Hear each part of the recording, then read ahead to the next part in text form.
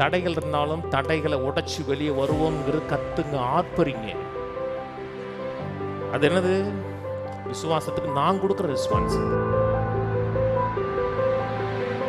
சங்கீதம் 32:11, நீதிமான்களே கர்த்தருக்குள் மகிழ்ந்து களிகூறுங்கள், செம்மையான இருதயம் உள்ளவர்களே நீங்கள் எல்லோரும் ஆனந்த சத்தம் விடுங்கள்ங்கிறார். நீதிமானா? நீதிமான்களே கர்த்தருக்குள் மகிழ்ந்து களி கூறுங்கள். களி கூறுங்கள், பி கிளாடுங்கிறார். பி கிளாடா இருக்கு, சந்தோஷமா இருக்கு, மகிழ்ச்சியா இருக்கு. அது என்னது? கட்டளை. முடிஞ்சா சந்தோஷமா இருந்து சொல்லல, களி கூறுங்கள். ஆங்கிலத்தில் பி கிளாட் இருக்கு. பி கிளாடுனா கட்டாயமா சந்தோஷமா இருக்கு. வசனத்தை படிக்கிறோம், வசனத்தின்படி நடக்கணும். அப்ப வசனத்தை படிச்சோன்னு என்ன இருக்கணும்?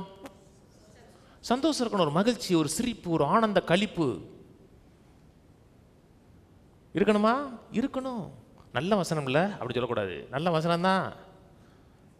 எதுக்கு நீதிமான்களே கலிகூறுகள்னு சொல்றாருன்னா, எப்ப நான் நல்ல தகப்பன், நல்ல ஆண்டவர், உனக்கா நல்ல பிளான் வச்சிருக்கேன், நல்ல நோக்கம் வச்சிருக்கேன், அதனால சோர்ந்து போகாத, கவலையா இருக்காத, எந்திரிச்சு வா. அப்பனா ரெஸ்பான்ஸ் என்ன இருக்கணும்? வெளியே அப்படி இடிச்ச புலி செல்வராஜ் மாதிரி இருக்கக்கூடாது. யாருன்னு கேட்காதீங்க. அது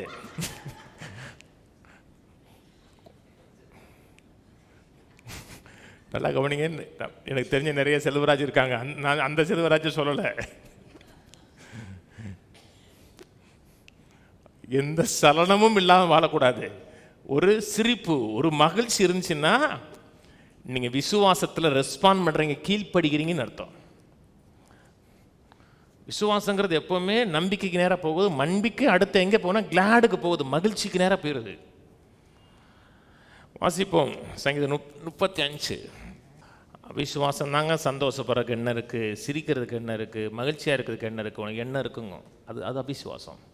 விசுவாசம் எப்பொழுதுமே களி கூறுகிறது. சங்கீதம் 35:27, என் நீதி விளங்க விரும்புகிறவர்கள் கம்பீரித்து மகிழ்ந்து. இந்த மகிழ்ந்துங்கிற வார்த்தை ஆங்கிலத்தை பயிர் படிச்சுன்னா பி கிளாடுன்னு இருக்கும்.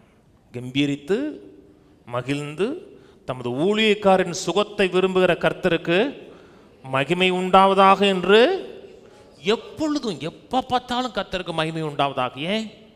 என்னுடைய நல்வாழ்வை விரும்புகிற ஒரு தேவன் இருக்கிறாருன்னு சொல்லி நீங்கள் அவருக்கு மகிமை செலுத்திக்கிட்டே இருக்கணும், சந்தோஷமாக இருந்துக்கிட்டே இருக்கணும்.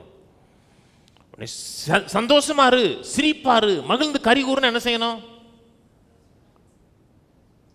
அப்படியாக்கும் அப்படின்னு கூடாது.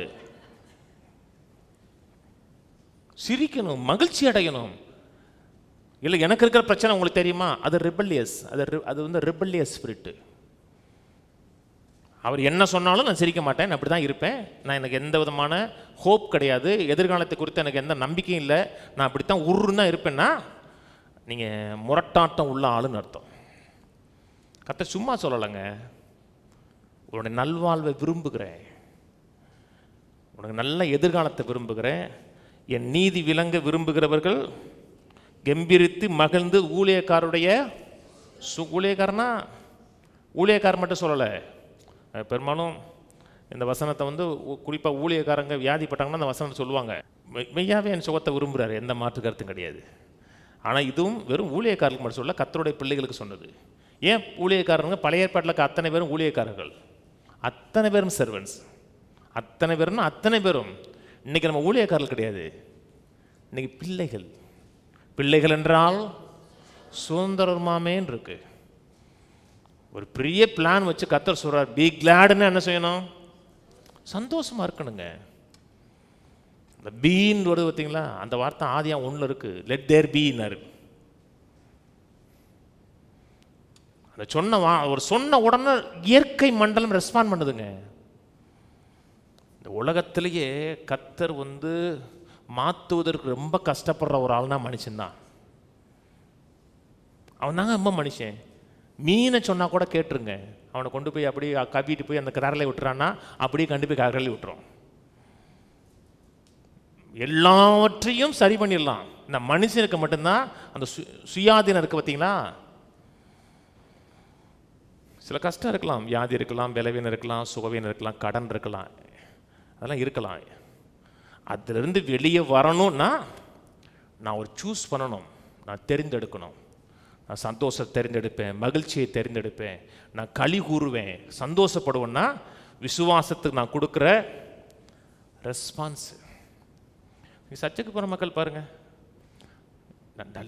போகும்போது தயவு செய்து முகம் தொங்கலோடு போயிடாதீங்க, சும்மாண்டாலும் சிரிச்சுட்டே பேசுங்க, நல்லா இருக்கீங்களா, நல்லா அப்படி சும்மா போகும்போது நான் சும்மா சிரிச்சுட்டே சிரிப்பு வரலாட கூட சிரிச்சுட்டே பரவாயில்ல சர்ச்சுக்கு போகிறேன் சிரிச்சிட்டு போகிறானே அப்படி நினைப்பான். எதே நல்லது சொல்லி கொடுப்பாங்க கூட, போகும்போது ஒரு மாதிரியா போனாங்க, சிரிச்சுட்டே போகிறாங்க அப்படின்னு நினைப்பான். சில மக்கள் போகிறவங்க சர்ச்சுக்கு போனோம் அப்படியே சுரிச்சு போயிட்டு சுரிச்சிட்டு வருவான். அப்படியே சிரிப்பே இருக்காதுங்க, முகத்தில் ஒரு சந்தோஷம் ஒரு சமாதானம் இருக்காதுங்க. ஏன்? எதையும் நம்ப முடியல, எதையும் எதிர்பார்க்க முடியல. அது அது அது நல்ல லைஃபே இல்லைங்க. கர்த்தரை தப்பாக காமிக்கிற ஒரு வாழ்க்கை. பிள்ளை வீட்டை விட்டு வெளியே போகுது, சோகமாக அப்படியே போகுது.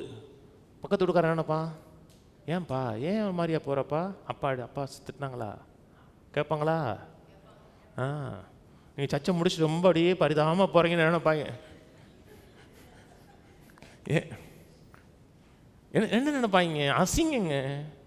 சந்தோஷமாக போங்க, எனக்கு பிரச்சனை இருந்தால் கூட களி கூறுதலோடு போங்க, பிரச்சனை மாறிடுங்க. விசுவாசத்தில் ரெஸ்பாண்ட் பண்ணுறீங்கன்னு அர்த்தம்.